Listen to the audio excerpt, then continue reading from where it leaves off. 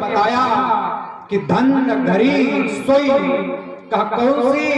बोले जब सत्संगा, जिस समय में परमात्मा का आराधन हो रहा हो, भजन हो रहा हो, सत्संग हो रहा हो, वही समय धन है। समाज के एक व्यक्ति ने प्रश्न किया, कहा हमें संत की शरण में क्यों जाना चाहिए, आखिर हमें सत्संग क्यों करना चाहिए? तो आचार्यों ने बताया कि जो व्यक्ति अपने जीवन में संत की शरण और सत्संग का सानिध्य प्राप्त कर लेता है तो वह व्यक्ति के जन्म जन्मांतर के पाप नष्ट हो जाते हैं। संत दरस जिन पातक रही, संत के दर्शन मात्र से वह व्यक्ति के जन्म जन्मांतर के पाप नष्ट हो जाते हैं। वह व्यक्ति के द्वारा पुनः प्रश्न किया गया, कहा ये बताओ यदि मानव किसी कारणवश अपने जीवन काल में संत की शरण और सत्संग का सानिध्य प्राप्त न कर पाए तो फिर उसके जन्म जन्मांतर के पाप कैसे नष्ट होंगे? कोई दूसरा साधन है? कहा हाँ, एक मार्ग और है।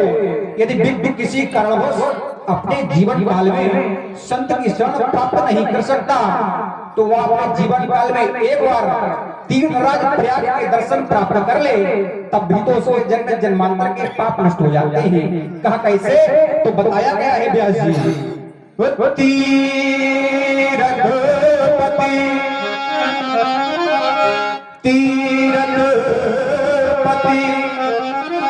पुण्य देव प्रयागा, में